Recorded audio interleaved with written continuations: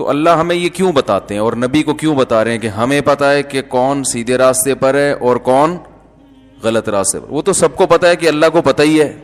کیا خیال ہے بھائی سب کو پتہ ہے کہ اللہ کو پتہ ہی ہے کہ کون سیدھے راستے پر اور کون غلط راستے پر. یہ اصل میں تسلی ہے اور یہ بہت بڑی تسلی ہے.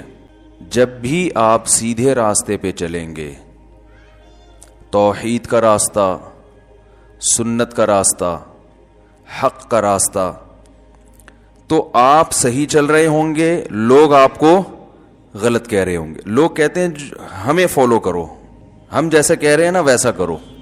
اور لوگ کس راستے کی طرف بلاتے ہیں؟ لوگ خواہشات کی طرف بلاتے ہیں. انسان کا نا دنیا میں جن لوگوں کا آخرت پر ایمان نہیں ہے، جنت جہنم پر ایمان نہیں ہے، اکثریت کا تو ایمان نہیں ہے جنت جہنم پر، تو جب ان کو جنت اور جہنم کا یقین ہی نہیں ہے تو وہ اسی دنیا کو سب کچھ سمجھتے ہیں. جب اس دنیا کو انسان سب کچھ سمجھے گا تو اس دنیا کو بھرپور طریقے سے انجوائے کرنے کی کوشش کرے گا کہ نہیں کرے گا؟ بولو نا یار، کرے گا. بہت سے تو کہتے ہیں آخرت ہے لیکن اوپر سے نا، وہ اندر سے نہیں ہے، اندر میں نہیں ہے، اوپر سے کہتے ہیں یہ مردے تو سڑ کے ختم، بدبو، لاش، گائے بھینسیں مرتی ہیں ان کا بھی وہی انجام ہوتا ہے جو انسانی لاشوں کا ہوتا ہے. تو کوئی آخرت میں نہیں ہے کچھ بھی. ہو تو ٹرائی کرنے کے لیے جمعہ پڑھ لیتے ہیں، رمضان کے روزے بھی رکھ لیتے ہیں، اگر ہوا تو شاید کام آ جائیں، لیکن کوئی مزیدار ایمان نہیں ہے. تگڑا ایمان جسے کہتے ہیں نا، جو آپ کو حضرت مولانا الیاس رحمۃ اللہ علیہ جو تھے نا تبلیغی جماعت کے بانی، وہ فرمایا کرتے تھے کہ ہماری جو 2 رکعت نماز ہے یہ ہمارے دنیا کے کام نہیں بناتی تو جنت میں حور کہاں سے دلائے گی یہ ٹھیک ہے نا. اتنی ایسی ہم نماز پڑھتے ہیں، بالکل نہ دل لگاتے ہیں اس میں، نہ خشوع و خضوع نہ آداب، اسے پڑھ کے ہمارا کوئی کام ہوتا ہی نہیں ہے. تو ایسے وہ وجہ اس کی یہ کہ دھیان نہیں ہے نا. آخرت پر یقین ہوتا ہے تو کیا ہوتا ہے؟ دھیان ہوتا ہے، پتہ ہوتا ہے بھائی میں نے اللہ کو جواب دینا ہے، تو ایک فارمیلٹی سی پوری ہو رہی ہے، آ رہے ہیں جا رہے ہیں.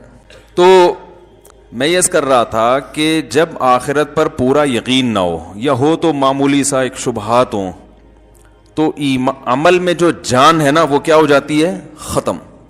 اور پھر انسان خواہشات کو زیادہ فالو کرتا ہے. وہ دین کو بھی اس حد تک فالو کرے گا جس حد تک خواہشات اس کو فالو کرنے دیں گی، کیونکہ دین کی ہر چیز ایسی تھوڑی ہے جس میں معاشرہ رکاوٹ ڈالے.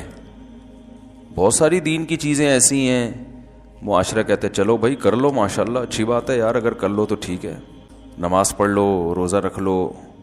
کچھ چیزیں تو معاشرہ بھی اجازت دیتا ہے، وہ بھی 5 ٹائم پابندی سے نماز کی وہ بھی اجازت نہیں دے گا کہ آپ بہت زیادہ نمازی بن گئے، پروفیشنل نمازی جسے کہتے ہیں. تو جب آخرت پر پورا یقین نہیں ہوتا تو انسان پھر کیا کرتا ہے کہ یار پہلے خواہشات، جو موٹی موٹی خواہشات ہیں نا وہ پوری، جس میں سب سے پہلے پیسہ ہے. پیسے پہ لوگ کمپرومائز نہیں کرتے، کیونکہ غریب آدمی کو دنیا کا ناکام انسان سمجھا جاتا ہے. خواہشات کس سے پوری؟ غریب پوری کرتا ہے یا مالدار؟ بھائی غریب آدمی کا بریانی کھانے کا دل چاہے گا تو جیب میں پہلے ہاتھ ڈالے گا کہ پیسے ہیں یا نہیں ہیں. نکل آئے تو پھر 10 دفعہ سوچے گا یہ اگر بریانی میں خرچ کر دیے تو گھر میں بچوں کے لیے کھچڑی پکانے کے پیسے بھی بچیں گے کہ نہیں بچیں گے. تو وہ یہ ساری چیزیں جب سوچتا ہے نا تو وہ جیب سے ہاتھ واپس نکال لیتا ہے. تو ایسے ہی ٹھیک ہے، پیسہ ہو تو بریانی کیا. پیسے والا آدمی تو سوچ رہا ہوتا ہے کہ سب کچھ کھا کھا کے تھک گئے ہیں، اب کیا کھائیں یار. تو باتیں ہو رہی ہوتی ہیں نا دوستوں میں، یار وہ بیف نہیں، ابھی بیف رہنے دے، ایسا کر مٹن لے آ. مٹن نہیں یار، ایسا کر مٹن کو چھوڑ تو چکن لے آیا. ابے چکن تو کل بھی کھایا تھا یار. ہوٹل میں یہی بات ہو رہی ہوتی ہے نا، ابے چکن تو کل کھایا تھا، ایسا کرو ملائی بوٹی صحیح رہے گی. ابے ملائی بوٹی، چل ایک ملائی بوٹی لے آ. ایسے نا بیزاری سے، پیسے بہت ہیں ٹھیک ہے نا. ایک ایسا کر، وہ اس کو جب آرڈر دے رہے ہوتے ہیں نا، ایک ایسا کر ملائی بوٹی لے آ. اور چانپیں ہیں، وہ چانپ کو کیا کہتے ہیں آج کل؟ ایک بڑا اچھا سا نام آیا ہے. خیر یار ایک بڑا مشہور نام ہے چانپوں کا، چلیں چھوڑیں، چانپیں ہی صحیح ہیں. تو ایسا کر چانپیں لے آ، اور رائس میں جو ہے نا افغانی پلاؤ لے آ. بس 15-20 چیزیں لا کے پھر بچاتے کیسے ہیں؟ وہ اتنا سارا بچایا، ایک ادھر سے چکھا ایک ادھر سے چکھا. تو مالدار آدمی کو تو سمجھ میں نہیں آ رہا ہوتا کہ ساری خواہشات پوری ہو گئی، اب کیا کروں میں. ایک ہی خواہش پوری نہیں کر رہا ہوتا، دوسری شادی والی، باقی ساری خواہشات یہ ایسی خواہش ہے جس کو لے کے قبر میں دفن ہو جاتا ہے بیچارہ. یہ مالدار بھی پوری نہیں کرتا. اس کے علاوہ جتنی خواہشات ہیں، بتاؤ کوئی خواہش چھوڑتا ہے؟ تو میرا تو ہر ایک سے واسطہ پڑتا ہے نا. کمپنی کے مالکان بھی آتے ہیں کچھ مشوروں کے لیے، تو ایسے ایسے ارب پتی لوگ، کروڑ پتی لوگ آتے ہیں. میں حیران ہو جاتا ہوں، یار کیا کتنا پیسہ اللہ نے. نوجوان آدمی کہتا ہے میں اسپین سے ناشتہ منگواتا ہوں. بڑے بھائی کہہ رہے وہ ہمارے یہاں جو مکھن ہے وہ اسپین سے آتا ہے، جیم وہاں کا اچھا ہوتا ہے، جاپان کا. ملکوں کے نام میں بھول رہا ہوں، اب میں نے کوئی یاد تھوڑی کر کے رکھے ہوئے تھے کون سے ملک کا جیم. ہم نے تو یہیں سے خریدنا ہے بھائی، ادھر سے. جس ملک کا بھی جیم اچھا ہو ہم نے کہاں سے خریدنا ہے؟ وہ جو پرچون کی دکان ہے بھائی، تو جو ذرا سستا والا ہمیں نکال کے دے دے. صحیح ہے نا، 50 روپے کم میں جو مل رہا ہے وہ دے دے بھائی تو ہمیں. ایسے ہی ہمارے ایک دوست تھے، وہ بھی کہہ رہے تھے میں نے یہ بادام جو ہے نا پتہ نہیں ایران سے منگوائے ہیں، یہ پستہ جو ہے یہ پتہ نہیں چائنا کا ہے، یہ فلانے یہ اخروٹ وہاں کا ہے. تو ہمیں مذاق سوجا، ہم نے کہا یہ مونگ پھلی کھائیں. کہہ رہے کہاں کی؟ میں نے کہا فلسطین سے منگوائی ہے میں نے. ٹھیک ہے، پھینک رہے ہو تو بھائی ہم نے بھی تھوڑی سی پھینک دی، کیا ہے. تو دولت مند آدمی جو ہے نا، دولت مند آدمی، مالدار آدمی کے پاس تو پیسہ اتنا ہے کہ اس کو سمجھ میں نہیں آ رہا کہ میں کروں کیا. تو اب جب آخرت پر پورا ایمان نہیں ہوتا تو انسان خواہشات کو پھر بھائی جب سب کچھ یہی دنیا ہے تو یار مزے ہونے چاہیے نا. لائف کو کیا ہونا چاہیے؟ انجوائے کرو، انٹرٹینمنٹ ہو. یہ والی فلم دیکھ لی، اب دل بھر گیا، اب کوئی دوسری فلم اسی ٹائپ کی کہانیوں سے دل بھرا تو اب تھوڑا فلم کا اسٹائل بھی چینج ہونا چاہیے. ٹھیک ہے نا. تو مختلف فلمیں دیکھ لی، ڈرامے دیکھ لیے، سارے انٹرٹینمنٹ. اس کے بعد بھی کم بخت آخر میں بور ہو رہے ہوتے ہیں. یار کیسی بورنگ لائف گزر رہی ہے. غریب آدمی بور نہیں ہوتا، وہ تو اسی بریانی کے چکر میں نا جو اس دن رہ گئی تھی سوچنے کے لیے اس کے پاس ٹائم ہوتا ہے نا، وہ اسی کو سوچ رہا ہوتا ہے، تو بور نہیں ہوتا وہ. تو خیر کہاں سے کہاں بات چلی جاتی ہے یار. تو خواہشات جو ہے نا، انسان کی خواہشات، وہ خواہشات جب آخرت پر پورا یقین نہیں ہوتا، ایمان نہیں ہوتا، تو انسان ہدف کس کو بناتا ہے؟ خواہشات کو. اب ہر وہ چیز جو اس کی لائف میں انٹرٹینمنٹ کو ختم کرنے کا یا کم کرنے کا ذریعہ بن رہی ہو، وہ اسے قبول نہیں کرتا. چاہے وہ اصطلاحی اعتبار سے یعنی نام کا مسلمان ہی کیوں نہ ہو، غیر مسلم تو دور کی بات ہے، مسلمان ہی کیوں نہ، وہ بھی نہیں کرتا. آج کل تو اکثر مسلمان شریعت کو فالو، پوری شریعت کو فالو نہیں کرتے، اتنی کرتے ہیں جتنی کلچر اجازت دیتا ہے. اب ہوتا یہ ہے کہ اس معاشرے میں جہاں ایمان کی کمی ہے، لوگ خواہشات کے پیچھے چل رہے ہیں، کوئی ایک سر پھیرا پیدا ہو جائے جو کہے میں شریعت کو فالو کروں گا، تو وہ غلط راستے پہ ہے یا سیدھے راستے پہ؟ تو پبلک اس کو کیا کہہ رہی ہوتی ہے؟ غلط راستے پہ. ابھی ہمارے ایک دوست کا واقعہ ہوا ہے، ان کی کسی کوئی رشتہ دار خاتون نے کسی ملک میں غیر مسلم مرد سے نکاح کر لیا. یورپ میں، امریکہ میں اس طرح کے واقعات ہو رہے ہیں. اللہ تعالیٰ سب کو اپنی پناہ میں رکھیے. تو کفر ہے سیدھا سیدھا. زنا پہ آپ نکاح کا لیبل لگائیں، یہ تو برائی پہ آپ نے، شراب پہ آپ حلال کا لیبل لگا کے اس کو پی رہے ہیں، یہ تو کفر ہے نا. اللہ کی آیات کے ساتھ مذاق ہے. بھائی شراب کو شراب سمجھ کے پیو، گناہگار ہو تو اللہ سے توبہ کرو، اللہ توبہ کی توفیق دے. گناہ کو گناہ سمجھ کے انسان کرتا ہے تو وہ گناہ ہے، اس کی سزا پانے کے بعد ایک دن جہنم سے نکل جائے گا، کیونکہ ایمان کی برکت ہے. برائی کو برائی سمجھتا تھا. لیکن اگر آپ شراب کو فخر سے پینا شروع کر دیں، بولیں اچھا کر رہا ہوں میں، یا اس پہ حلال کا لیبل لگا دیں کہ یہ نہیں، یہ حرام ہے ہی نہیں، حلال ہے، تو وہ ان آیتوں کا انکار ہو گیا نا. قرآن کی جو آیتیں ہیں ان کا انکار ہو گیا نا، جس میں اللہ نے فرمایا انما الخمر والمیسر والانصاب والازلام رجس. اے ایمان والو، شراب، جوا اور یہ پانسے اور بت پرستی، یہ سب ناپاک چیزیں ہیں. فجتنبوہ، اللہ نے شراب کو بتوں اور جوے کے ساتھ ذکر کیا ہے. جو بت کھڑے کیے جاتے تھے نا ان کے ساتھ. اتنے گندا عمل ہے اللہ کی نظر میں. فاجتنبوہ, چھوڑ دو اس کو. صحابہ نے یکدم چھوڑ دیا, اللہ نے کہہ دیا نجس. تو پھر بھی اگر آپ نہیں چھوڑتے اس کو تو آپ کہو میں غلط کر رہا ہوں. اب آپ دو طریقے ہوں گے جس سے اگر انسان برائی کو برائی سمجھ کے کرتا ہے نا تو بھی مسلمان ہے, کیونکہ نبی کا امتی ہے, نبی کی تعلیمات کو فالو کرنے کا التزام کیا اس نے, نہیں ہو رہا سزا پائے گا جہنم میں, اور انشاءاللہ نبی کی شفاعت کی برکت سے نکل جائے گا. لیکن اگر آپ نے شراب کو یہ کہہ دیا کہ یہ حلال ہے تو یہ قرآن کی آیت کا انکار ہے یا نہیں ہے؟ تو اللہ کو غضب آئے گا. میں کہہ رہا ہوں حرام ہے, تو کہاں سے کہتا ہے کہ حلال ہے؟ یا آپ نے شراب کو غلط سمجھا مگر آپ اس غلط پہ فخر کر رہے ہیں, آپ کہہ رہے ہیں حرام ہے تو ہوتا رہے, یہ تو اسلام نے ایسے ہی حرام کر دیا, میں تو پیوں گا, فخر کر رہے ہو. کوئی ہے روکنے والا تو روک لے مجھے, ہم تو صحیح کر رہے ہیں, یہ تو ڈپریشن کا علاج ہے بھائی. پاگل ہیں جو لوگ شراب نہیں پیتے, چھوڑو ان مولویوں کے چکر میں نہیں پڑو. تو یہ بھی گناہ پہ فخر کے ساتھ ہے نا, یعنی کوئی آپ اللہ سے پھڈا کر رہے ہو. بھائی دیکھو, ایک پولیس والا آپ کو دیکھ لیتا ہے, آپ نے گاڑی میں سیٹ بیلٹ نہیں باندھی ہوئی, ٹھیک ہے نا, تو پولیس کے احترام میں آپ کم از کم اس وقت باندھ لیتے ہو کہ یار یہاں سے گزر جائیں پھر کھول لیں گے. لیکن آپ اس کے سامنے سیٹ بیلٹ کھول کے جا رہے ہو, پولیس والے نے دیکھا آپ کو ہاتھ دیا تو آپ کیا کر لیتے ہو؟ سوری کر لیتے ہو, یار غلطی ہو گئی آئندہ خیال کروں گا. ممکن ہے پولیس والا چھوڑ دے, چل یار جا, آئندہ شکل سے کوئی شریف آدمی لگ رہا ہے, باتیں بھی شرافت والی کر رہا ہے, چل جا. ہو سکتا ہے چھوڑ دے, اور یہ بھی ہو سکتا ہے کہ پینلٹی لگا دے, جرمانہ لگا دے. تو آخرت کا بھی معاملہ ایسا ہے, گناہ ہو گیا تو ہو سکتا ہے آپ کی نیکیاں اتنی ہوں کہ اللہ اس گناہ کو ختم کر دے, ویسے ہی معاف کر دے. یہ بھی ممکن ہے کہ نبی کی شفاعت کام آ جائے, یہ بھی ممکن ہے کوئی خاندان میں کوئی شہید ہو, کوئی حافظ ہو, عالم ہو, وہ بخشوا دے. بہت سارے آپشن ہیں مسلمان کے پاس. لیکن اگر ایک بات بتاؤ, آپ سیٹ بیلٹ نہیں تھی, پولیس نے آپ کو روکا, آپ پولیس کے سامنے کھڑے ہو گئے, آپ نے کہا سوری نہیں کر رہے, آپ کہہ رہے ہو ہاں تو میں نہیں باندھتا, تو کیا کر لے گا میرا ہے بھائی, نہیں باندھ رہا میں سیٹ بیلٹ. وہ آپ کو لا کی کتاب دکھاتا ہے کہ دیکھو لا میں یہ لکھا ہوا ہے کہ سیٹ بیلٹ باندھنا ضروری, حکومت پاکستان کا قانون ہے. آپ کہتے ہو میں اس قانون کو نہیں مانتا.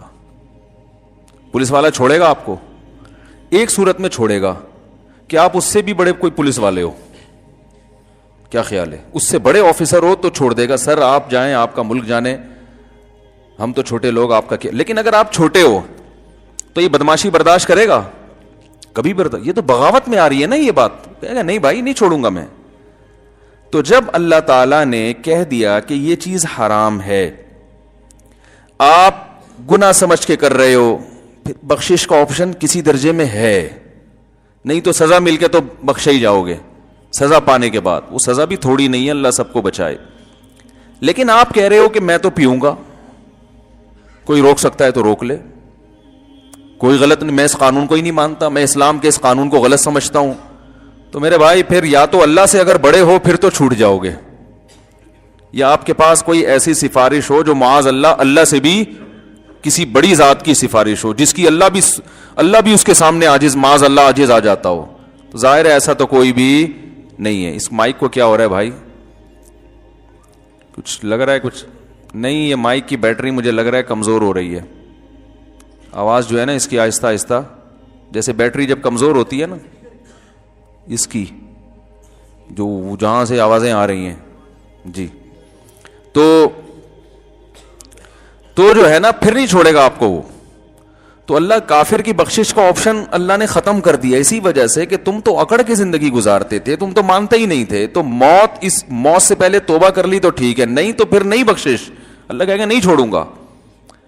تو یاد رکھو آج ایک بڑی مصیبت یہ ہو گئی ہے, یورپ میں, یو ایس اے وغیرہ میں ایسے کچھ واقعات سامنے آ رہے ہیں کہ مسلمان لڑکی غیر مسلم مرد سے نکاح کر رہی ہے, حالانکہ قرآن کے صاف الفاظ ہیں وَلَا تُنْكِحُ الْمُشْرِكَاتِ وَلَا تُنْكِحُ الْمُشْرِكِينَ حَتَّى يُؤْمِنَّا. مشرک مرد سے عورت نکاح, مسلمان عورت نکاح نہیں کر سکتی جب تک کہ وہ ایمان قبول نہیں کر لیتا, اسلام قبول نہیں کر لیتا. مرد کو اجازت ہے کہ عیسائی یا یہودی عورت سے نکاح کر سکتا ہے چند شرطوں کے ساتھ. وہ شرطیں میں اکثر بیانات میں علماء سے آپ سنتے رہتے ہیں, ہم بھی بتا چکے ہیں. لیکن عورت کو کسی صورت میں اجازت نہیں ہے کہ وہ غیر مسلم مرد سے, اور مسلمان بھی صرف یہود و نصارہ, عیسائی, کرسچن اور یہودی, ہندو لڑکی سے مسلمان نکاح بولو بھائی نہیں کر سکتا. مسلم جو ہے وہ سکھ لڑکی سے نکاح نہیں کر سکتا. تو یہ شرط ہے, یہ اللہ نے حکم دے دیا.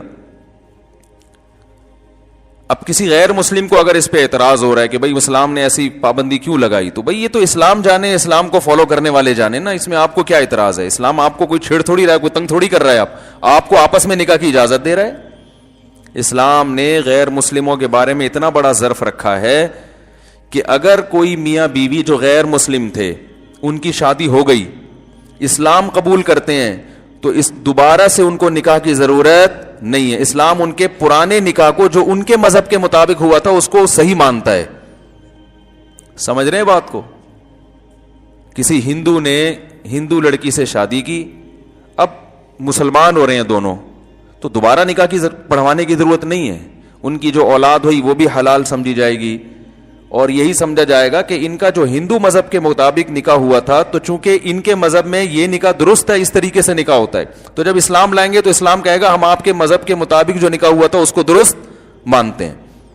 تو ان کے مذہب کو اسلام نے چھیڑا ہی نہیں ہے اس معاملے میں. لیکن اسلام نے اپنے فالوورز پہ پابندی لگائی ہے کہ آپ اگر نکاح کرنا چاہتے ہو تو یہ شرط ہے, مسلمان لڑکی غیر مسلم مرد سے نکاح نہیں کر سکتی, ہوگا ہی نہیں نکاح, کالعدم ہے وہ. اب قرآن نے صاف لفظوں میں بیان کر دیا, پوری امت کا اجماع ہے, اسلام کا ایک حکم ہمارے سامنے آ گیا. اب اگر مسلمان لڑکی کسی غیر مسلم مرد سے نکاح کرتی ہے تو ظاہر ہے وہ نکاح کر کے جو ان کے درمیان سیکشول ریلیشن ہوگا اس کو حلال سمجھ رہی ہے نا, لیگل سمجھ رہی ہے, حالانکہ اکارڈنگ ٹو شریعہ وہ لیگل نہیں ہے. تو آپ ایک انلیگل چیز کو پہ لیبل کیا لگا رہے ہیں؟ لیگل کا. تو یہ اللہ کے ساتھ مذاق ہو گیا کہ نہیں ہو گیا؟ اللہ کی آیات کے ساتھ. تو یہ تو کفر ہے صریح, اس کی بالکل اجازت نہیں, اور یہ زنا ہے, اس میں اور زنا میں کوئی فرق نہیں ہے. تو اب ہوا یہ کہ کسی کے خاندان میں کسی خاتون نے ایسا کیا, جو خبر مجھے پہنچی ہے, اب غلط خبر پہنچی ہے تو بھائی میں نہیں جانتا, لیکن بالفرض میں فرض کر لیتا ہوں یہ خبر صحیح ہے, کیونکہ مجھے جو مستند ذرائع سے خبر پہنچی وہ یہ پہنچی کہ غیر مسلم مرد سے کیا ہے. واللہ عالم, ہو سکتا ہے وہ چھپ کے مسلمان ہو گیا ہو, تو ممکن ہے وہ اس نے اسلام کو لوگوں کے سامنے ظاہر نہ کیا, وہ لڑکی کے سامنے بتا دیا کہ میں مسلم ہوں. بعض دفعہ ڈرتے بھی ہیں لوگ, لیکن ہمیں جو خبر پہنچی وہ یہ پہنچی کہ وہ غیر مسلم ہے. اب کیا ہوا ہے کہ جب پتا چلا کہ غیر مسلم ہے تو خاندان نے بہرحال وہ سیلیبریٹ کیا, کوئی بات نہیں, شادی تو شادی ہوتی ہے, کارڈ بھی چھپ رہے ہیں, لوگ مبارک. ایک تھا سر پھرا کوئی, اس نے کہا بھائی یہ میں نہیں اس میں جاؤں گا اس شادی میں, اور یہ غلط ہو رہا ہے. اس نے واٹس ایپ پہ فیس بک پہ آواز اٹھائی, یہ غلط ہے, حرام ہے, ناجائز ہے, زنا کو پر نکاح کا لیبل مت لگاؤ, میرج کا لیبل مت لگاؤ. تو اب کیا ہوا ہے کہ بجائے اس کے کہ بات کو مانا جاتا, خاندان اس کے خلاف ہو گیا. یہ پاگل ہے, یہ جو ہے نا وہ معاشرے میں وہ پھیلا رہا ہے, یعنی ایک جذباتیت کو فروغ دے رہا ہے. تو میں نے تو خیر ان صاحب سے کہا, میں نے کہا آپ نے اپنا فرض ادا کر دیا, دوبارہ اس پہ آواز اٹھانے کی ضرورت نہیں ہے. بس آپ نے بائیکاٹ کر لیا, نہیں گئے, اور آپ نے ان کو بتا دیا یہ حرام ہے, ناجائز ہے. اتنا اس زمانے میں تبلیغ کافی ہے, بار بار ایک چیز کے پیچھے نہیں پڑو, چھوڑ دو ان کو اپنے حال. آپ نہیں تعلق رکھو, ختم. ایک دفعہ تبلیغ جو ہے نا ایک دفعہ کافی ہے, صحیح ہے نا, ایک دفعہ تبلیغ کر دی اچھی طرح سے, صاف لفظوں میں, ان کو علماء کے فتاوی بھی دکھا دیے, دلائل بھی دکھا دیے, قرآن کی آیات کا حوالہ بھی دے دیا, بس اب پیچھے نہیں پڑو ان کے, چھوڑ دو اپنے حال پہ, جائیں جہنم میں. لیکن یہ عمل غلط ہے, اس میں آپ کے لیے شرکت جائز بولو بھائی نہیں ہے. اگر ایسا میرٹ جوڑا آپ کے گھر آتا ہے, آپ نہیں مل سکتے, بولے بھائی نہیں, یہ اس کی اجازت نہیں ہے. برائی پہ آپ اچھائی کا لیبل لگا کے گھوم رہے ہو, یہ ہم تو اس میں شریک نہیں کریں, شرکت نہیں کر سکتے. جیسے میں بتاتا ہوں نا, 3 طلاقیں دینے کے بعد بھی اگر کسی نے بیوی کو رکھا ہے تو آپ اس کا معاشرتی بائیکاٹ کریں, یہ تو اسلام کے ساتھ مذاق ہے. جب 3 طلاقیں دے دی ہیں تو بیوی تھوڑی ہے وہ. اسلام نے کہا ختم, اللہ نے قرآن میں کہہ دیا ختم. جب بیوی نہیں ہے تو کس بیس پہ وہ اس کو لے کے گھوم رہا ہے؟ وہ بولے میری گرل فرینڈ ہے, پھر آپ اس کو نصیحت کر سکتے ہو یار گرل فرینڈ کا اسلام میں تصور نہیں, کیونکہ اب اس سے اسلام تو چینج نہیں ہو رہا نا. گرل فرینڈ ہے تو بھائی گرل فرینڈ تو بہت سے لوگوں نے رکھی ہوئی ہے, آپ نے بھی رکھی ہوئی ہے, غلط کر رہے ہو بھائی, اچھا دیکھو شادی کر کے رہا کرو وغیرہ وغیرہ. یہ تو کیونکہ گناہ پہ حلال کا لیبل بولو بھائی نہیں لگا رہا. کوئی شراب پی رہا ہے تو آپ اس کو سمجھائیں محبت سے, لیکن شراب پہ زمزم لگ کے پی رہا ہے تو پھر تھوڑی بھائی دفع ہو یہاں سے, نکل یہاں سے بھائی, تو اسلام کو ذلیل کر رہا ہے, معاذ اللہ اسلام کو بدنام کر رہا ہے, تو اسلام میں تحریف کر رہا ہے. طلاقیں دے دے کے لوگ رکھیں گے تو طلاق کے لفظ کی کوئی ویلیو رہے گی؟ طلاقیں دیتے ہوئے تو کوئی اہل حدیث سے ذہن میں نہیں ہوتا کہ اہل حدیث سے فتویٰ لیں گے یا فلانے سے لیں گے. اہل حدیث بھی 3 طلاقوں کو ناجائز کہتے ہیں کہ دینا حرام ہے. جب آپ 3 دے رہے تھے تو آپ نے کسی اہل حدیث سے فتویٰ لے کے 3 دی تھی؟ دینے کے فوراً بعد آپ کہاں فتویٰ لے رہے ہو؟ ہے بھائی اہل حدیث, یہ تو دین کے ساتھ مذاق ہے کہ نہیں ہے؟ تو یہ بائیکاٹ کرنا اللہ کے لیے محبت اور دشمنی بھی کس کے لیے؟ دیکھو احادیث میں جو ایمان کی علامات آئی ہیں اس میں الحب فی اللہ کے ساتھ البغض فی اللہ بھی ہے. اللہ کے لیے محبت ہو تو اللہ کے لیے نفرت بھی بعض دفعہ کرنی پڑتی ہے, بائیکاٹ بھی کرنا پڑتا ہے اللہ کے لیے. ایک صحابی تھے کعب ابن مالک رضی اللہ تعالیٰ عنہ, ہلال ابن امیہ اور ایک اور صحابی تھے. یہ تینوں غزوہ تبوک میں پیچھے رہ گئے تھے. صحابہ نے جنگ کے لیے جانا تھا, یہ نہیں جا سکے. بھائی کیا ہو گیا؟ صحیح ہوا مائک؟ رفیع بھائی کو بلاؤ یار, ایک بندہ یہاں مستقل بٹھا دیں, تنخواہ میں دوں گا اس کو ایلفی سے چپکا دیں یہاں پہ, تو انشاءاللہ تنخواہ میں دوں گا. دعویٰ ہے نا تو انشاءاللہ بھی تو کہہ دو. تو اب کیا ہے کہ بھائی کیا بات چل رہی تھی یار, دیکھو یہ ہوتا ہے ان چیزوں کی وجہ سے.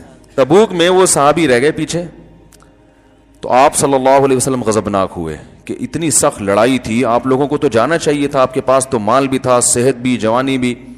تو آپ صلی اللہ علیہ وسلم نے صحابہ کو حکم دیا ان سے بات چیت چھوڑ دو. 40 دن تک صحابہ کرام نے ان سے بات چیت نہیں کی. تو اب یہ جو ناراضگی ہے یہ بھی کس کے لیے؟ اللہ کے لیے. پھر ان کی توبہ قبول ہوئی, وہ پہلے سے بھی زیادہ اللہ کے مقرب بن گئے. تو کبھی کبھار اللہ کے لیے تعلق ختم بھی کرنا پڑتا ہے. ہاں جذباتیت میں نہ آئے, مار دھاڑ, یہ چیزیں ٹھیک نہیں ہیں. ایک دفعہ بات بتا دی, کلیئر کر دی, پیچھے نہ پڑیں, اس سے فساد پھیلتا ہے معاشرے میں. ڈنڈے کے زور سے لوگوں کو تھوڑی ٹھیک کر سکتے ہیں آپ. جی غلط ہے تو آپ ڈنڈا لے کے چڑھ جائیں گے, وہ آپ کو اریسٹ کروا دیں گے. وہ صاحب کہنے لگے میں یہ نہیں شادی یوں کر دوں گا. میں نے کہا بھائی جان کچھ بھی نہیں ہوگا, وہ ایف آئی آر کٹوائیں گے آپ تھانے میں جیل کی سلاخوں کے پیچھے. اس کے بعد پھر آپ انہی سے ایکسکیوز کر رہے ہوگے, ٹھیک ہے نا. تو ایسا کام کرو ہی نہیں جس کی ہمت نہ ہو. سمجھا دیا, تمیز سے بتا دیا, بائیکاٹ کر دیا. زندگی بائیکاٹ کرنے پہ کوئی بائیکاٹ کرنا خلاف قانون نہیں ہے.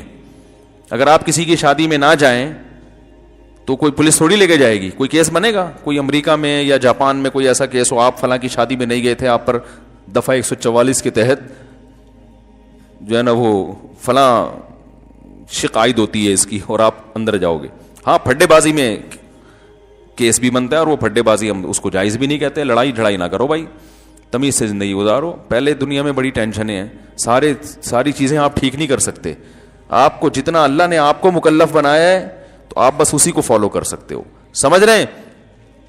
تو اب میں یہ عرض کر رہا ہوں کہ وہ کیوں, وجہ اس کی یہ تھی کہ سب لوگ معاشرے کا ساتھ کیوں دے رہے ہیں کہ بھئی کلچر میں ایک چیز کو ایکسیپٹ کر لیا گیا, یا معاشرے سے ہٹنا, پھڈے بازی, لوگ کیا, تو وہ اللہ کو نہیں دیکھ رہے. تو یہ مسئلہ ہوتا ہے کہ جب انسان خواہشات کے پیچھے چلتا ہے تو وہی چلے گا جس کا آخرت پر ایمان نہیں ہوگا. میں تبھی لوگوں سے کہتا ہوں جو ضرورت سے زیادہ لبرل ہیں کہ بھائی تمہیں شریعت کے تکلف کی ضرورت کیا ہے, ٹھیک ہے نا. گورے کو مکمل کیوں فالو نہیں کر لیتے؟ بھائی دیکھو اسلام یا تو پورا ٹھیک ہے یا پورا غلط ہے. یہ نہیں ہو سکتا کہ آدھا اسلام ٹھیک ہو آدھا غلط ہو. یہ کھوپڑی میں یہ بات آتی نہیں ہے. بھائی دیکھو اللہ اسلام کی نسبت کس کی طرف ہے؟ اللہ کی طرف. اگر معاذ اللہ نقل کفر نہ باشد، اگر نبی صلی اللہ علیہ وسلم محمد صلی اللہ علیہ وسلم نے اپنی طرف سے گھڑ کے اسلام کی نسبت اللہ کی طرف کر دی ہے اپنی طرف سے، تو پھر پورا اسلام غلط ہو گیا کہ نہیں ہو گیا؟ یہ تو پورا ایک معاذ اللہ ایک شخص کا بنایا ہوا گڑا ہوا اسلام ہے. پھر تو اس کی پھر تو نماز پڑھنے کی ضرورت کیا ہے بھائی؟ فجر کیوں پڑھتے ہیں؟ جمعہ کیوں پڑھتے ہیں؟ عید کیوں پڑھتے ہیں؟ عید کا دن کس نے بتایا کہ اللہ کے ہاں خوشی کا دن ہے؟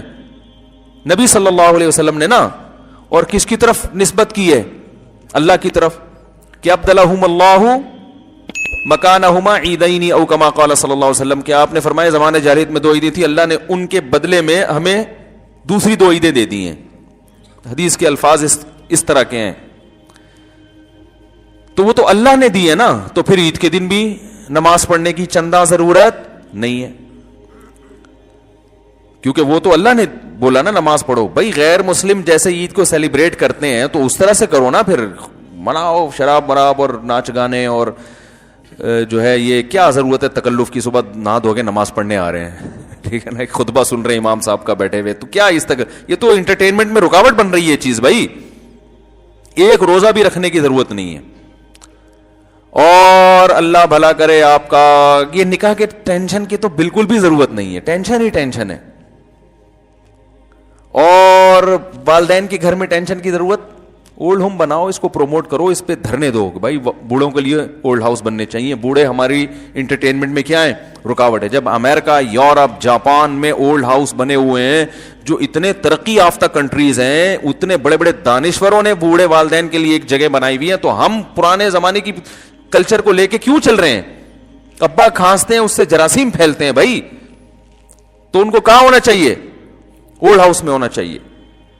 تو پھر میں کہتا ہوں بھائی اگر اسلام غلط ہے تو نماز بھی غلط ہے، پھر روزہ بھی غلط ہے. حج پہ 5-5 6-6 لاکھ روپے خرچ کرنا اب تو 8-10 لاکھ کا ہو گیا ہے. کیا ضرورت ہے یار 8 لاکھ کا؟ آپ پلاٹ لے لو، کوئی کچی آبادی میں مل جاتا، ابھی بھی مل رہا ہے. پلاٹ لے لو، ہو سکتا ہے اگلے سال 15 لاکھ کا ہو جائے. یا ویسے کھاؤ.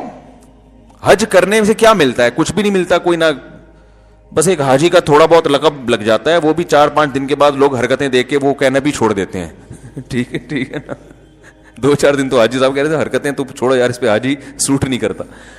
تو پہلے زمانے میں حاجیوں کی بڑی عزت ہوتی تھی. اب حاجیوں کے معاذ اللہ، سب کی بات نہیں، بہت سے حاجیوں کے کرتوتوں کی وجہ سے حاجی کا لفظ بھی کیا ہو گیا. کسی کو کہہ رہا ہوں نا حاجی صاحب تو لوگ سمجھ جاتے ہیں پتہ نہیں کوئی خدا نہ خواستہ کوئی چور وور تو نہیں ہے، کوئی ایسا لفظ بدنام کر دیا ہے. کہا بولو نا حاجی صاحب آ رہے ہیں، اللہ خیر کرے، حاجی صاحب ہے بھائی، یہ کوئی یہ تو بٹوا نکالے گا جیب سے، یہ ڈر لگ رہا ہوتا ہے. تو اب مسئلہ کیا ہے کہ جو جتنا دین کو ہم فالو کر رہے ہیں نا، شاید اس کی وجہ یہ کہ خواہشات اس کی اجازت ہمیں دے رہی ہیں، کلچر اس کی اجازت ہمیں دے رہا ہے. تو اللہ قرآن مجید میں فرماتے ہیں یہودیوں کی خصلت، کلما جاءہم رسول بما لا تہوی انفسہم فریقا کذبوا وفریقا یقتلون. فرمایا یہود تو اہل کتاب تھے نا، حضرت موسیٰ کو مانتے تھے. اللہ نے یہودیوں کی برائی کیوں کی ہے؟ دوسرے غیر مسلموں کی برائی نہیں کی ہے، کیونکہ ان میں وہ تو پیغمبروں کو مانتے ہی نہیں تھے. یہود نے تو حضرت موسیٰ کو بنفس نفیس دیکھا، موسیٰ علیہ السلام کی تعلیمات ان کے پاس آئیں، تورات محفوظ ہو کے ان کے پاس آئی، اور ان کے باپ دادا نے ان کو بتایا کہ کیسے اللہ نے فرعون سے ہمیں نجات عطا فرمائی. سارے معجزے وہ تو بہت اچھی طرح ان کو تو یقین تھا، لیکن اللہ فرماتا، اور ان کو یہ بھی پتا تھا پیغمبر مزید آتے رہیں گے معجزوں کے ساتھ. اللہ فرماتے ہیں جب بھی کوئی نیا پیغمبر آیا نا، اس بیس پہ انکار نہیں کیا کہ پیغمبر کی صداقت میں شبہ تھا، نہ نہ نہ نہ، یا پیغمبر نے دلائل سے ثابت نہیں کیا کہ میں پیغمبر ہوں، نہ نہ نہ نہ. اللہ فرماتے ہیں لا تہوی انفسہم، پیغمبر جب بھی آتے تو کچھ ایسے احکام لے کر آتے جو ان کی خواہشات کے خلاف ہوتے تھے. سمجھ رہے ہیں؟ جن تعلیمات، کچھ تعلیمات، ساری نہیں، کچھ تعلیمات ایسی ہوتی ہیں جو کلچر کے خلاف ہوتی ہیں، جن میں ان کو مجاہدہ کرنا پڑتا تھا. تو اللہ فرماتے ہیں جہاں کسی پیغمبر نے ایسی بات کہی جو ان کی خواہشات کے اگینسٹ، فرمایا بہت سے پیغمبروں کا انکار کیا، بہت سو کو تو قتل کر دیا انہوں نے کہ یہ رکاوٹ ڈال رہے ہیں. کیونکہ جب پیغمبروں کو اگر ایسے ہی چھوڑ دیا جاتا تو پیغمبر کی دعوت دلائل سے بڑی زبردست ہوتی ہے, دلائل سے لوگ ان کی طرف مائل ہوتے ہیں. تو جو ان کی طرف مائل نہیں ہو رہے تو مائل ہونے والے ان کو برا سمجھنا شروع کر دیتے ہیں کہ یہ غلط ہے.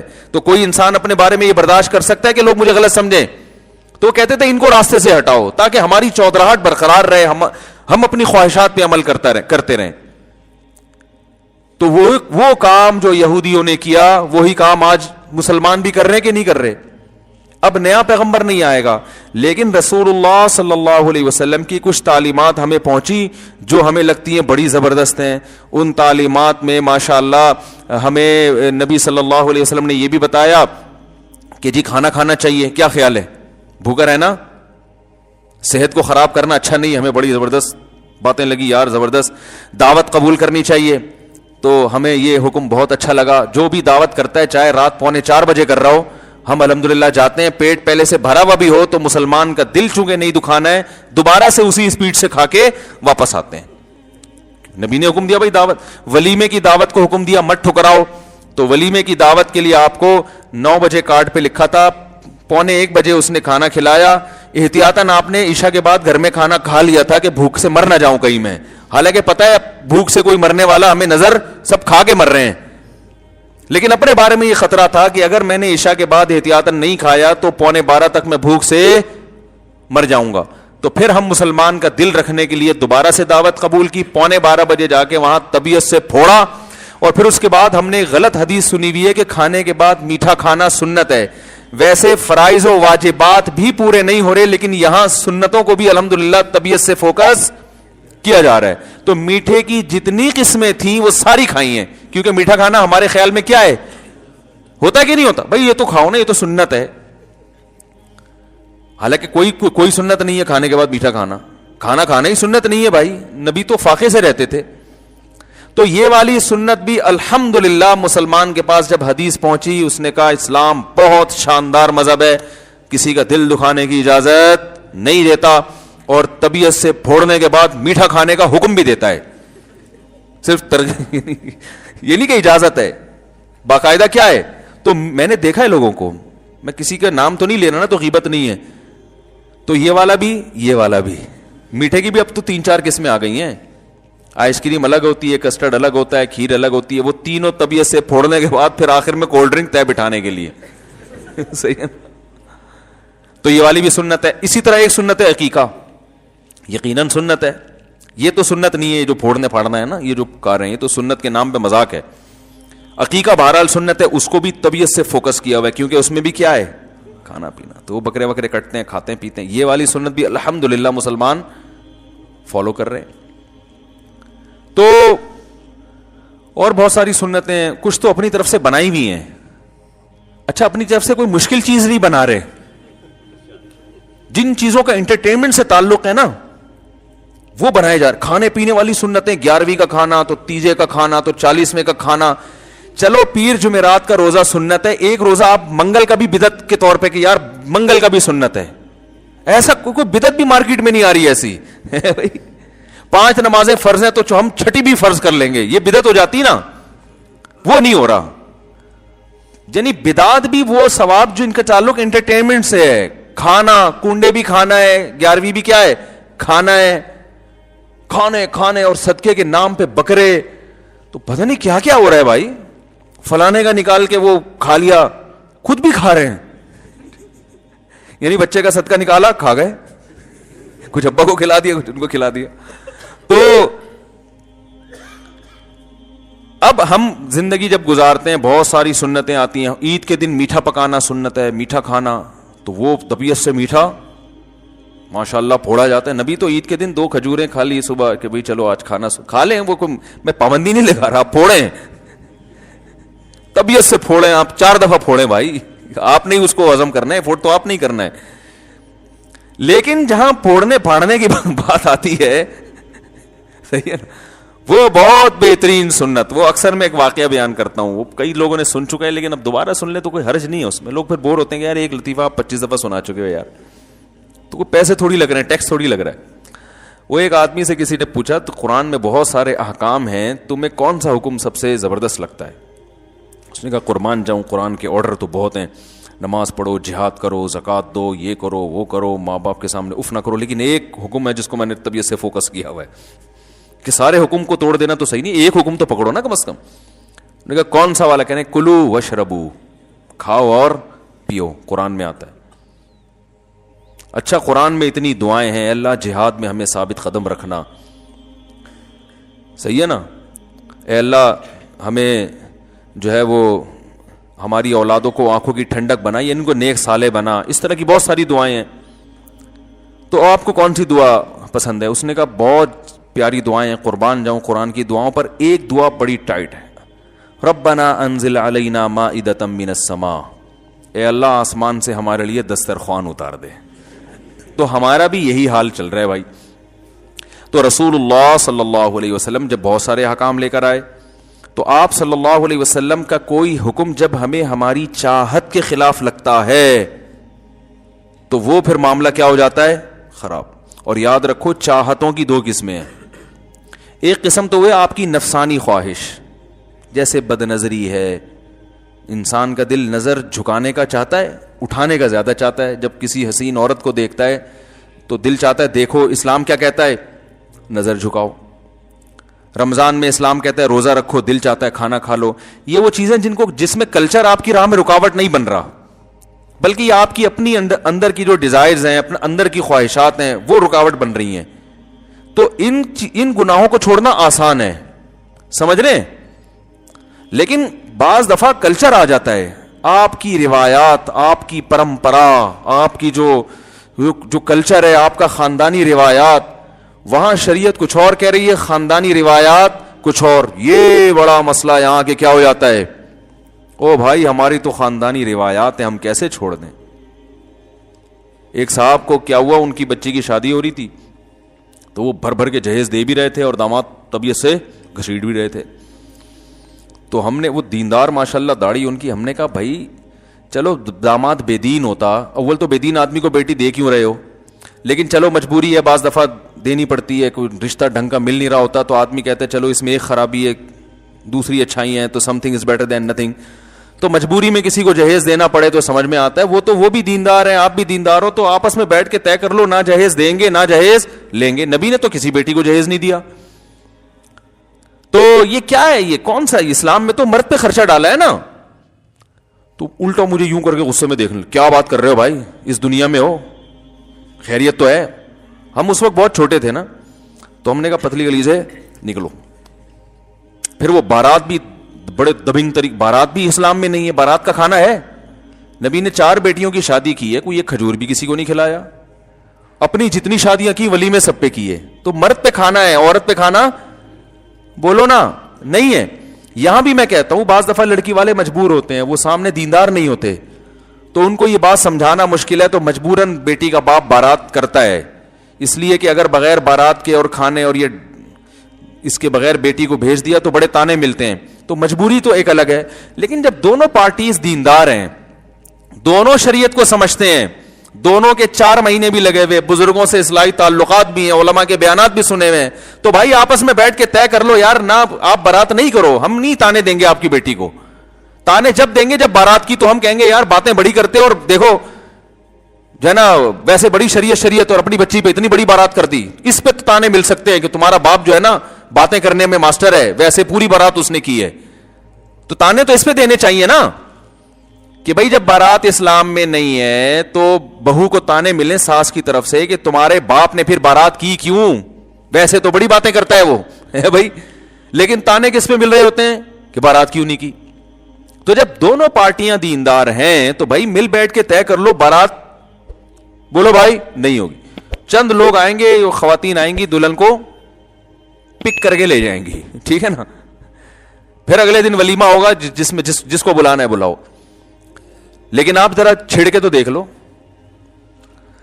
چھیڑ کے دیکھو آپ, ہم نے تو چھیڑا ہوا ہے نا, وہ ایک دم ایسے ایک دم کیا بات کر رہے ہو بھائی, کیا کر رہے ہو, تو ایسے لگتا ہے جیسے وہ اجنبی بن جاتے ہیں, پہچاننے سے انکار کر دیتے ہیں, کیا مریخ سے آئے ہو, کیا چاند سے آئے ہو.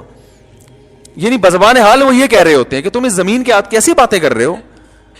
او بھائی ہم صحیح باتیں کر رہے ہیں, آپ پاگل ہو گئے ہو, سمجھ رہے ہیں آپ پاگل ہو گئے ہو. تو وہ میں نے شیخ الحدیث مولانا زکریا رحمۃ اللہ علیہ کا واقعہ سناتا ہوں. اپنی بیٹیوں کی شادی بڑے آرام سے کر دی, انہوں نے نکاح پڑھا دیا, چلو بھائی لے جاؤ. تو وہ لوگوں نے اتنی باتیں بنائی, انہوں نے باقاعدہ کتاب میں لکھا ہے, ایسے تماشے کیے لوگوں نے. ایک طرف روتے رہتے ہیں, پیٹتے رہتے ہیں, ابے بیٹیاں بوجھ بن گئی ہیں بھائی, بڑے خرچے ہو گئے, غریب آدمی تو بیٹی کی شادی کر ہی نہیں سکتا. دوسری طرف جب کوئی سادگی سے ہو رہی ہے تو ہونے بھی نہیں دے رہے, اس کو پروموٹ نہیں کر رہے. تو یہ تو کبھی کبھار سوچتا ہوں, میں نے تو کبھی نہیں سوچا کہ میں حاکم بنوں گا, لیکن خوابوں کے میں تو مزے لے سکتا ہے نا انسان. تو کبھی کبھار میں سوچتا ہوں کہ اگر میں وزیر اعظم بن گیا بھاری اکثریت کے ساتھ, ایسا وزیر اعظم نہیں کہ اس کی سنی نہ جا رہی ہو.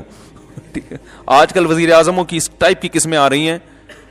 یہ جمہوری نظام ہمارا جو ہے نا, یہ کامیاب نہیں ہے. جو جس طرح سے ہمارا سیٹ اپ چل رہا ہے نا, یہ اس میں کچھ بھی نہیں ہو سکتا, کچھ بھی نہیں ہو سکتا. ملک ترقی کر ہی نہیں سکتا اس میں. تو اس میں پبلک کو خوش کرنے کے لیے کوئی الٹے کام کرنے پڑتے ہیں. پبلک چونکہ الٹے کاموں سے زیادہ خوش ہوتی ہے, سیدھے کاموں سے خوش نہیں ہوتی. یہ سسٹم ہی ایسا چل رہا ہے. تو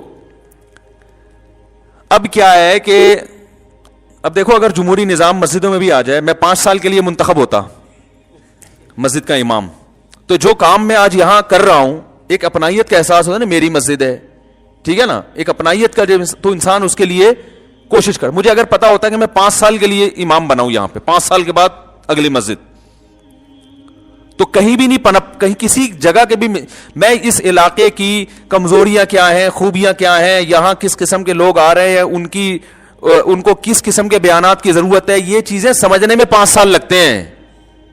جب سمجھنے کا ٹائم آتا تو یہاں سے ایسے علاقے میں جا چکے ہوتے جو بالکل ایک الگ علاقہ ہوتا, اور اگر کوئی دوسرے ملک میں چلے جاتے پھر تو وہ ہی پاگل ہو جاتے. تو ایک آدمی 5 سال کے لیے بنتا ہے, اس کے جانے کا ٹائم آتا ہے, ابھی وہ سمجھنا شروع کرتا ہے کہ ہو رہا کیا ہے, تو اس کے جانے کا ٹائم آ چکا ہوتا ہے. اور اس دوران بھی اپوزیشن اس کی ٹانگیں کھینچ رہی ہوتی ہے مسلسل.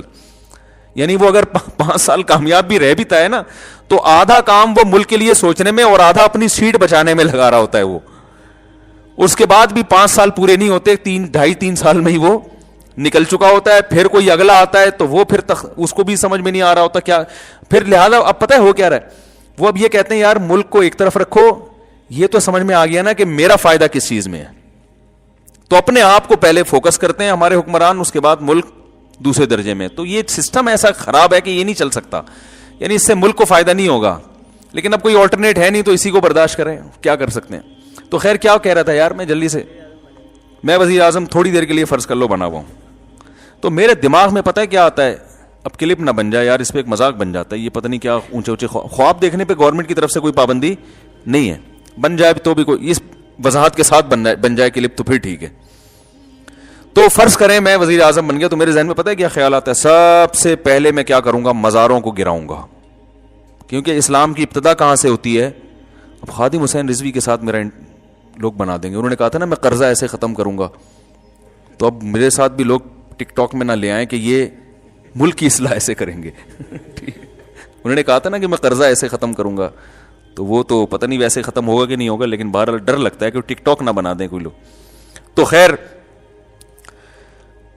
فرض کر لیں بن گئے, یا میں کیوں, آپ بن گئے, یہ ان پہ بلی رکھو نا, آپ وزیر اعظم بن گئے, مجھ سے مشورہ لینے کے لیے آئے کہ میں کیا کروں. تو میں آپ سے کہوں گا سب سے پہلے تو یہ مزار گراؤ. نبی صلی اللہ علیہ وسلم نے حکم دیا کوئی قبر ایک بالش سے اونچی ہو تو اسے گرا دو, حضرت علی کو حکم دیا تھا نا. تو سب سے پہلے تو بھائی ایک اللہ پہ تو آ جائیں نا. تو مزاروں سے تو بت پرستی شرک پھیلتا ہے.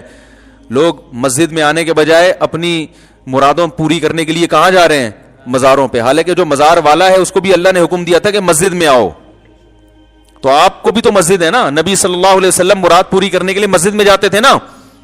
کیا خیال ہے بھائی, بیت اللہ جایا کرتے. ہم بھی جب جاتے ہیں حج کرنے تو مسجد نبوی جاتے ہیں یا حج کرنے بیت اللہ جاتے ہیں. حج عبادت ہے نا, تو عبادت کی جگہ کہاں ہے, عبادت کی جگہ مسجد ہے, مسجد نبوی ہے یا مسجد حرام ہے, وہ ہے عبادت کی جگہ. تو سب سے پہلے کیا کرنا چاہیے, کیا گرائیں گے ہم, مزار گرائیں گے. سب برابر, جتنے مجاور مزاروں پہ بیٹھے ہوئے ہیں ان کو سروس اسٹیشن لے جا کے نہلا دھلا کے توبہ کروا کے چلو بھائی گھر جاؤ. پھر بھی باز نہیں آتے تو جیل جاؤ, کیونکہ یہ بڑے گندے ہوتے ہیں. آپ کو پتا ہے مجاور یہ نہائے نہیں ہوتے کئی دنوں سے, ان کو ٹائم ہی نہیں ملتا, اتنا پیسہ اکٹھا کر رہے ہوتے ہیں نا کہ نہانے وانے کا ٹائم نہیں ملتا ان کو. تو باطنی طہارت بھی ظاہری سروس پہ، کیونکہ نہانے سے ویسے عام واش روم میں نہانے سے یہ نہیں، یعنی اتنا باقاعدہ سروس کروانی پڑے گی. صحیح ہے. تو یہ سارے پابندیاں بھائی ایک عام قبروں کی طرح ہیں. کوئی ٹھیک ہے بزرگوں کا احترام جو صاحب قبر ہے وہ تو ٹھیک ہے، وہ تو ہر وقت احترام تو جو بھی اللہ والے ہیں، لیکن قبر تو کچی ہی ہوگی، ایک بالی سے زیادہ اونچی نہیں ہوگی، اور قبر پرستی نہیں ہوگی. وہاں کوئی کسی کو مسٹنڈے کو بیٹھنے کی اجازت نہیں ہوگی. قبر پہ آؤ، اپنے لیے دعا مانگو، بزرگ کے لیے بھی مانگو، پتلی گلی سے نکلو. جیسے نبی صلی اللہ علیہ وسلم سے زیادہ معزز قبر کس کی ہو سکتی ہے؟ تو وہاں کسی کو بیٹھنے کی اجازت نہیں ہے. یہاں صلاۃ والسلام پڑھیں اور آگے سے نکل جائیں. آپ صلی اللہ علیہ وسلم نے فرمایا اللہ میری قبر کو، آپ نے صحابہ امت کو وصیت کی میری قبر کو عیدگاہ مت بنانا، کوئی میلے ٹھیلے کی جگہ نہ بنا دینا. فرمایا اللہ یہود و نصارہ پہ لعنت کرے جنہوں نے اپنے پیغمبروں کی قبروں کو عبادت گاہ بنا لیا، سردہ گاہ بنا لیا. تو یہ تو نبی کی دعا ہے جس کی وجہ سے آج آپ صلی اللہ علیہ وسلم کی قبر محفوظ ہے. اللہ نہ کرے اگر یہ ماں باپ معاملہ ہمارے ہاتھ میں دے دیا جاتا، پاکستانیوں کے ہاتھ میں، تو کیا حشر کیا ہوتا.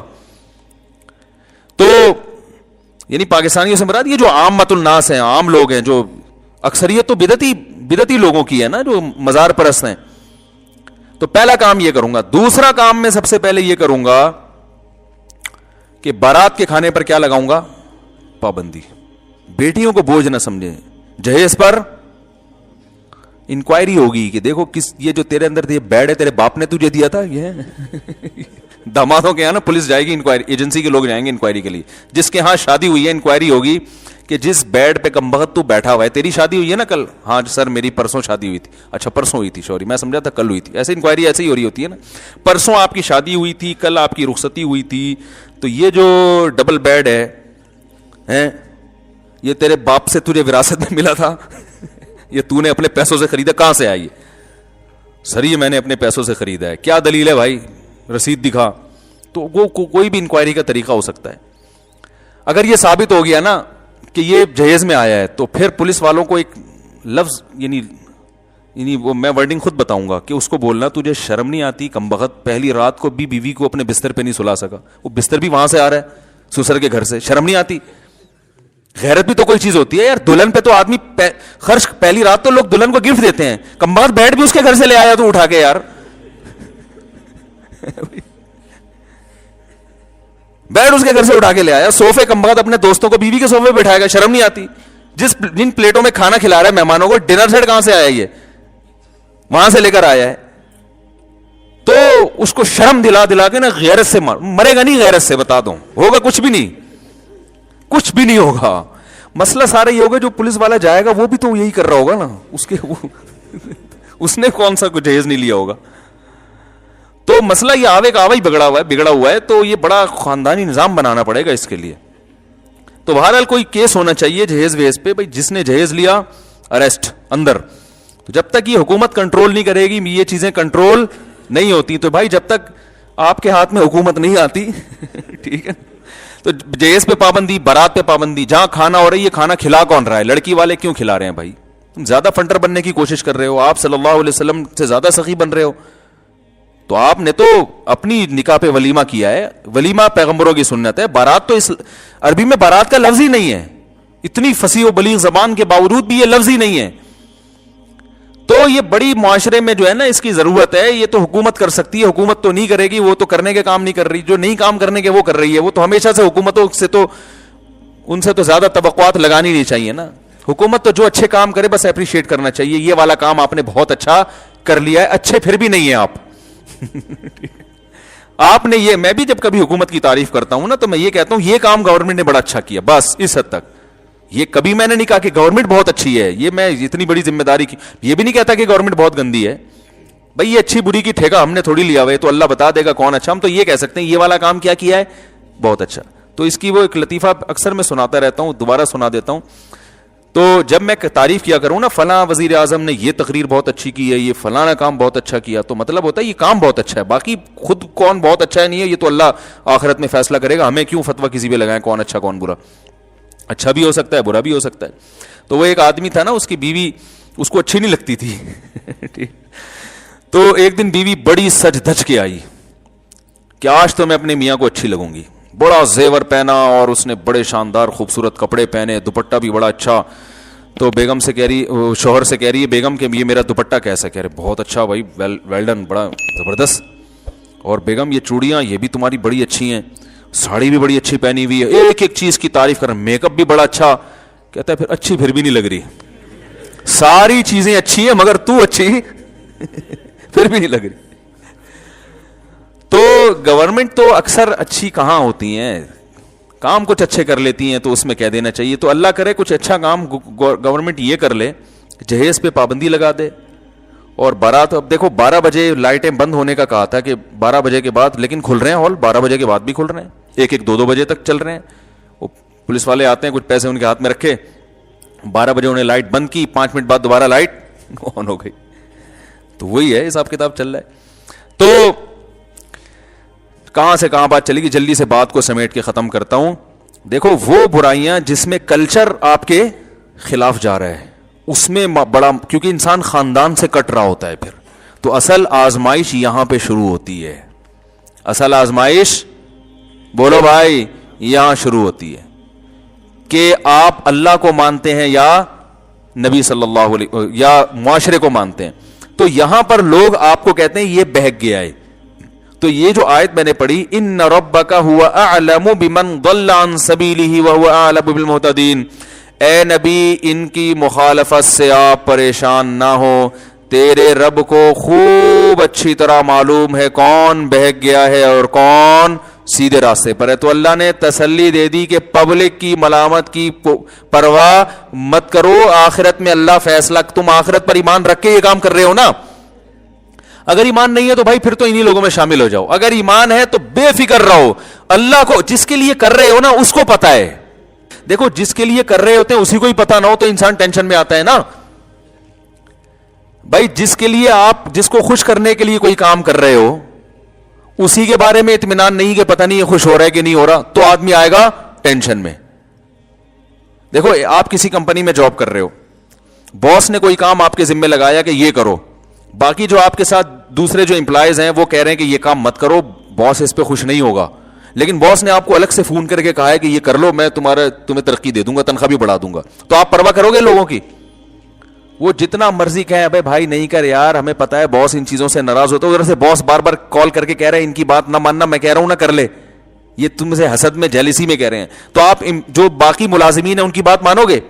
آپ اگنور, آپ ان کو کہا کہ بھائی میرا ٹائم ویسٹ نہ کرو, مجھے پتا ہے کیا صحیح ہے کیا غلط ہے. سارے بھی مخالفت کرتے رہیں گے, آپ ٹینشن بھی نہیں لوگے زیادہ, کیونکہ آپ کو پتا ہے یار جب کل ترقی ہو جائے گی نا میری اور تنخواہ ڈبل ہو جائے گی تو یہ خود ہی کہیں گے یار بھائی آپ صحیح تھے, ہم کیا تھے, غلط تھے. تو اللہ کو خوش کرنے کے لیے جب کوئی کام کیا جا رہا ہے بھائی, پبلک ایک طرف, آپ نے اللہ کو فوکس کرنا ہے, اسلام کو فوکس کرنا ہے, جنت کو سامنے رکھنا ہے. اللہ کہہ رہے ہیں اللہ جس کے لیے تم کر رہے ہو لوگوں کی مخالفت کی پرواہ مت کرو, کیونکہ تمہارا رب خوب جانتا ہے کہ تم سیدھے راستے, اسے پتا ہے, اسے تمہارے بارے میں علم ہے, لہذا ٹینشن لینے کا نہیں ہے. جب اللہ آخرت آئے گی نا, مرنا تو ہے سب نے, جب قبر میں جائیں گے اور آخرت ہوگی تو پھر یہ خود افسوس کریں گے. تو قرآن نے تو مکالمے ذکر کیے جنتیوں اور جہنمیوں کے, کہ جنتی جہنمیوں سے بات کریں گے اور ان کو بتائیں گے کہ الم تکن آیاتی تتلا علیکم, کیا اللہ کی آیات تم پر تلاوت نہیں کی جاتی تھی, کیا تمہیں بتایا نہیں جاتا تھا سیدھا راستہ کیا ہے؟ تو وہ کہیں گے ہم پر بدبختی غالب آ گئی. کبھی کیا کہیں گے کہ یا لیتنی لم اتخذ فلانا خلیلا, ہائے کاش میں فلاں کو دوست نہ, اس وقت میں بڑا فخر کرتا تھا فلاں میرا دوست ہے, میرا اٹھنا بیٹھنا ایسے اپر لیول لوگوں کے ساتھ ہے, آج مجھے افسوس ہو رہا ہے کاش میں ان لوگوں کے ساتھ نہ بیٹھتا. لقد اضلنی عن الذکر بعد اذ جاءنی, انہوں نے مجھے اللہ کی یاد سے غافل کر دیا. تو بھائی مسلمان کے پاس سب سے بڑا ہتھیار کیا ہے؟ اطمینان قلب. اسے پتا ہے کہ میں ٹھیک ہوں. جس کو یہ پتا ہوتا ہے نا میں ٹھیک ہوں, اس کے اندر ایک خاص قسم کی طاقت پیدا ہو جاتی ہے. یہ جانوروں میں بھی نظر آتی ہے. آپ دیکھیں, بتاؤ بلی زیادہ طاقتور ہے یا کتا؟ سوالات ہیں آج. بلی زیادہ طاقتور ہے یا کتا؟ ابے اتنا تو بول دو یار. کتا طاقتور ہے نا. اگر کتے کے پاس کوئی, کتا بلی سے کچھ چھیننا چاہے, بلی روک سکتی ہے اس کو؟ ہے کتا اگر کتے پن پہ آ جائے اور بلی سے بوٹی لے کے بھاگ جائے, ایک چماٹ لگائے, بلی کیا کر سکتی ہے؟ جان سے مار سکتا ہے کتا بلی کو. لیکن بلی جب گوشت کھا رہی ہوتی ہے نا اور کوئی کتا کتے پن پہ آ جائے اور دیکھے اس کو تو اتنے آرام سے کتا اس کے قریب نہیں آتا. بلی غراتی ہے اور کتا جو ہے نا وہ بالکل ہی کتے پن پہ آ جاتا ہے, یعنی ایسے کتا پن دکھائے گا اپنا, اوئی اوئی ایسے کر کے نا دم ہلائے گا, یوں کرے گا. اس میں جو ایک, حالانکہ ویسے جب کتا شکار کو دیکھتا ہے تو آپ اس کی بہادری دیکھیں, ہوتی ہے کہ نہیں ہوتی. کتا جب کسی شکار کو دیکھے نا تو وہ دیکھو آپ اس کا پھر وہ شیر والی حرکتیں شروع کر دیتا ہے, ایسا غرائے گا, جھپٹے گا, بڑے کانفیڈنس کے ساتھ اس کو کھائے گا. لیکن بلی سے چھینتے ہوئے اتنا کانفیڈنس کتے میں نہیں ہوتا. میں نے تو یہ منظر دیکھے ہیں, بیان میں بھی کئی دفعہ نقل کر چکا ہوں. ہم نے بچپن میں ایک بلی کو دیکھا, وہ ایک بوٹی لے کے کھا رہی ہے. کتا جو ہے نا, کتے کو بھی لالچ ہوئی نا کہ یار میں اس سے یہ بوٹی لیتا ہوں. تھوڑا قریب آ رہا ہے, بڑے آرام آرام سے خراما خراما ڈرتے ہوئے, صحیح ہے نا. اب جیسے ہی قریب آ رہا تو بلی نے اس کو اپنے اسٹائل میں, کیا مسئلہ ہے تمہارے ساتھ. بلی نا پہلے ہلکا سا ہو, اس کا مطلب یہ تھا کیا پرابلم کیا ہے. کتے کی سمجھ میں نہیں آیا, کیونکہ کتا ہے وہ, اس کی سمجھ میں کہاں آئے گا. وہ تو کتے کی زبان ہی سمجھے گا. تو تھوڑا اور قریب آ گیا کتا, پھر بلی نے تھوڑا اور کرے غرانا شروع کر دی. لیکن میں نے سمجھایا ہے نا, میں کھانا کھا رہی ہوں, نکل جاؤ یہاں سے. کتے کی سمجھ میں پھر بھی نہیں آیا.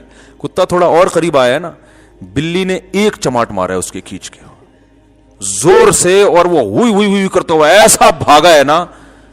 میں آبزرو بہت کرتا ہوں چیزوں کو. مجھے اس وقت مجھے بڑی یہ واقعہ, میرے خیال ہے میری عمر 10-11 سال ہوگی بمشکل. میں نے کہا یار یہ جو حق پر ہے نا بلی, اس کو پتا ہے یہ بوٹی میری ہے تو میری ہے نا. حق پر ہونے نے بلی میں کانفیڈنس پیدا کیا, اور باطل پر ہونے میں کتے میں کتا ہو کے بھی اس کا کانفیڈنس ختم ہو گیا. وہ ڈر رہا ہے لیتا ہوا. جب کوئی کتا شکار کرتا ہے نا تو اس کو پتا ہوتا ہے بھائی یہ شکار حلال ہے میرے لیے, یعنی یہ تو اللہ نے چیر پھاڑ والا جانور مجھے بنایا ہے, تو وہ بڑے کانفیڈنس کے ساتھ کرتا ہے. لیکن کسی دوسرے جانور سے بوٹی چھینتے ہوئے وہ اس میں وہ کانفیڈنس نہیں ہوگا. تو بلی نے ایک تھپڑ مارا ہے اس کے, بولا میں تمیز سے بات کر رہی ہوں, تجھے سمجھا رہی ہوں, تیری تمیز سے بات سمجھ میں نہیں آ رہی. اوئی جو اس کی خاص آواز ہوتی نکالتا ہوا بھاگا. تو جب انسان کانفیڈنس ہوتا ہے کہ میں درست ہوں, میں صحیح ہوں, پورا معاشرہ کیسا ہی طاقتور کیوں نہ ہو, تو انسان کو اس سیدھے راستے پہ چلتے ہوئے جو موٹیویشن ملتی ہے نا, جو چیز موٹیویٹ کرتی ہے وہ کیا ہے, اس کا حق پر ہونا. کہتا میں ٹھیک ہوں.